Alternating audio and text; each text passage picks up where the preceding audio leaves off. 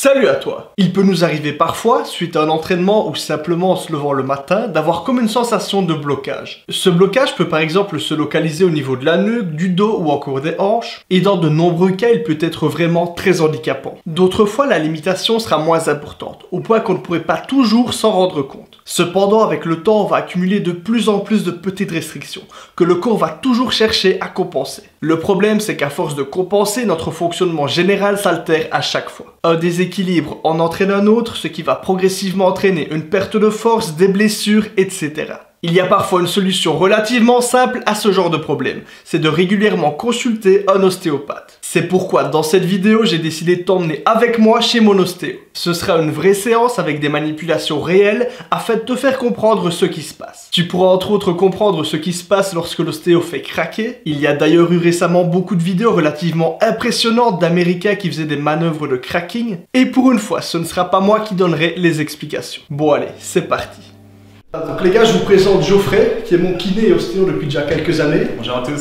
Est-ce que tu pourrais te décrire en quelques mots? Ouais, donc je m'appelle Geoffrey Demé, je suis ostéopathe, mais à la base j'ai aussi fait une formation en kinésithérapie et en éducation physique. J'ai fait pas mal d'activités physiques et sportives, ce qui m'a naturellement orienté vers la prise en charge de patients qui sont plutôt sportifs, et c'est ce qui a fini par nous rapprocher relativement bien. Ok, dis-moi un petit peu ce qui t'amène aujourd'hui. Donc en fait, ce qui se passe, moi ça fait longtemps que je n'étais plus venu te voir. Ouais, ça fait un petit moment. Là, j'ai pas de douleur particulière. Maintenant, je sens que bon, je suis toute la journée assis vu que je travaille sur mes suivis sur l'ordi.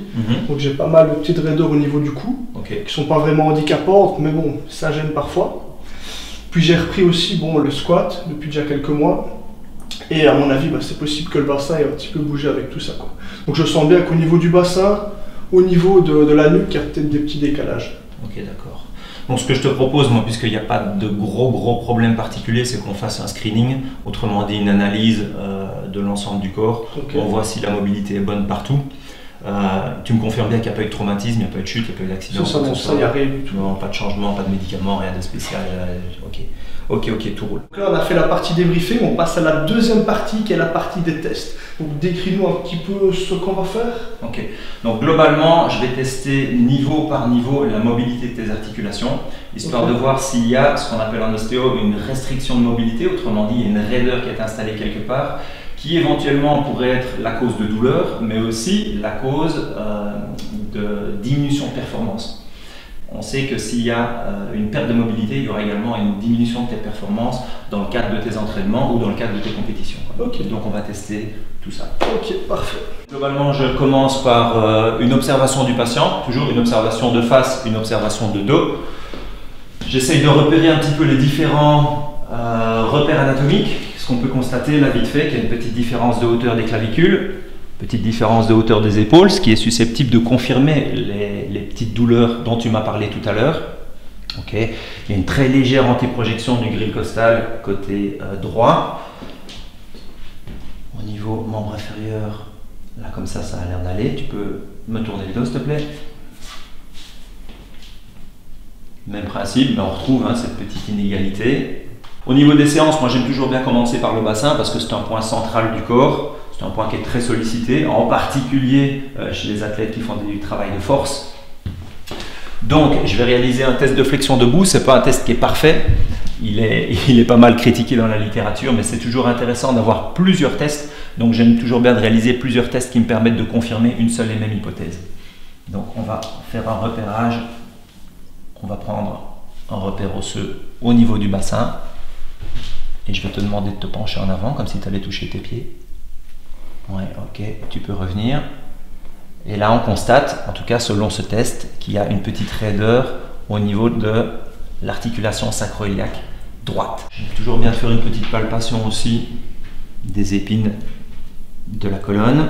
On est susceptible de percevoir qu'à un moment, les épines ne sont pas tout à fait alignées.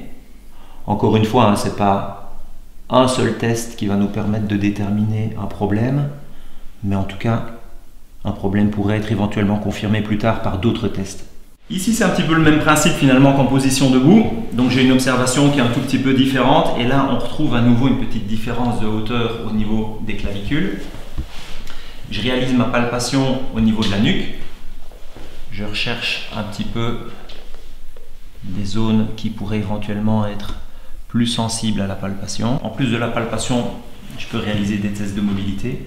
Généralement, un test que j'aime bien faire, moi, c'est un test de translation. Donc, je prends la tête du patient, j'essaie qu'il soit le plus détendu possible. Pas toujours évident au niveau cervical. Et je regarde si la tête se mobilise de la même façon à gauche qu'à droite. Sans que l'entraînement d'hier a amené quelques tensions. Ah, c'était le dos en plus hier, donc c'est peut-être un peu plus tendu. Ah ouais, t'as toujours des irradiations dans la nuque, c'est sûr. Et généralement, une fois que j'ai fini ces tests, j'enchaîne par le traitement.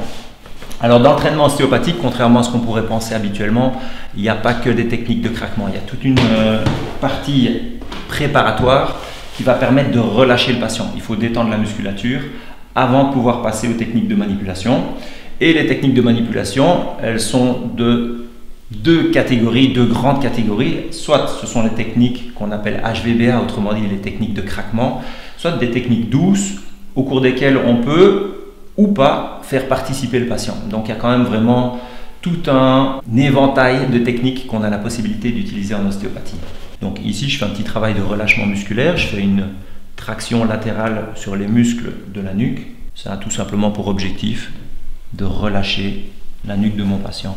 Alors dans les techniques de relâchement, il y a aussi des techniques qui sont un petit peu plus dynamiques. Certaines mobilisations, comme je vais faire maintenant, qui sont toutes douces et qui ont aussi pour but non seulement de relâcher les tissus périarticulaires, donc toute la masse musculaire finalement, mais aussi éventuellement de libérer certaines articulations.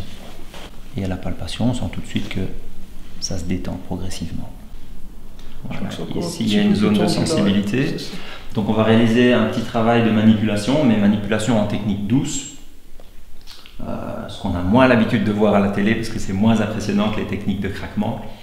Mais si à l'occasion, vous devez consulter un ostéopathe et que les techniques de craquement vous font peur, il ne faut pas hésiter à demander à travailler en technique douce. Je vais te demander de tourner la tête légèrement vers la gauche. Moi, je vais résister. Ouais, c'est parfait comme ça. Et tu relâches.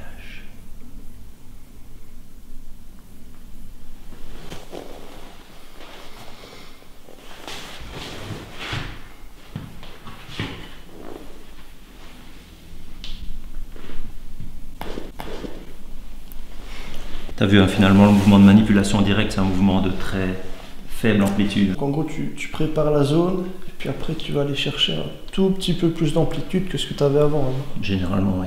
Et en fait, réellement, dans la manipulation, tu vas jusqu'à la limite de mobilité, tu reviens un tout petit peu en arrière, et puis tu y retournes, mais à vitesse plus élevée. Ok, ouais. Et c'est le fait, entre guillemets, de surprendre l'articulation qui crée la manipulation.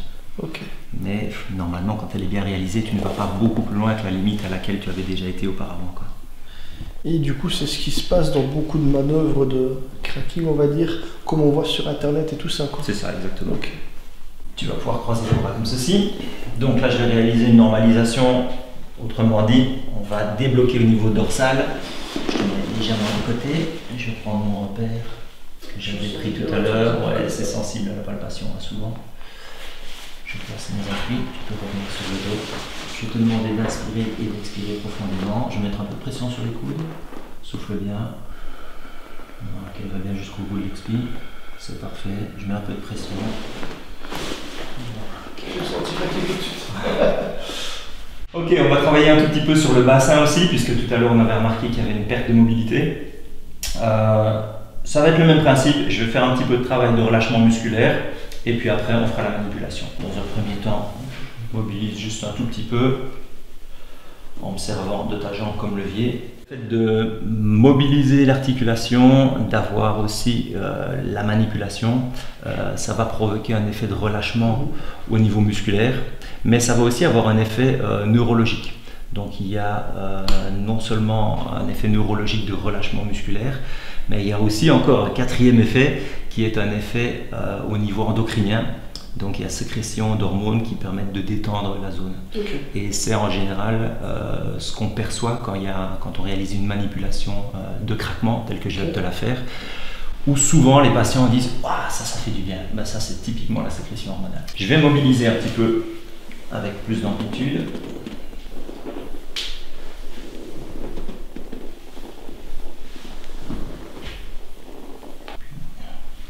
Encore un peu de mobilisation du bassin. Ça te change quelque chose de faire les mobilisations sur quelqu'un de plus musclé par rapport à une personne normale? Non, pas tellement en fait. Ce qui change, c'est la capacité du patient à se relâcher. Okay. Parce que tu peux avoir quelqu'un qui serait beaucoup moins musclé, dans la mesure où le patient est raide. Là, c'est beaucoup plus compliqué. Ok, donc on va faire la vérification de la mobilité du bassin. Tout à l'heure, on avait fait le test de flexion debout. On va reproposer le même test. Je reprends mes repères anatomiques. Ok, tu peux te pencher vers l'avant, s'il te plaît. Ouais. Et là, bingo, tu peux revenir. On a une mobilité qui est symétrique à gauche et à droite, et ce qui confirme un petit peu la sensation que j'avais déjà eue en mobilisant les sacro-iliaques sur la table. Donc c'est parfait. Parfait. Prêt pour le service. Plus qu'à s'entraîner. Ouais. Voilà, donc on en a fini ici pour toutes les manipulations. Donc, Geoffrey, je te remercie pour tout ça. C'était avec plaisir. Est-ce que tu as peut-être des réseaux sociaux ou quoi où on pourrait te suivre? Oui, effectivement, j'ai une chaîne YouTube que vous pouvez aller consulter, éventuellement vous pouvez vous abonner. La chaîne s'appelle MedSport. Sur cette chaîne, je donne quelques petits conseils préventifs par rapport à la pratique du sport, mais aussi quelques petits conseils suite à des entraînements qui auraient été un peu trop intensifs, des méthodes de récupération, des méthodes de relaxation musculaire qui peuvent toujours intéresser les sportifs. Ok, bah super. Donc les gars, abonnez-vous. Pensez aussi à vous abonner à ma chaîne et à laisser un pouce bleu évidemment. Allez, ciao. Merci, à bientôt, ciao.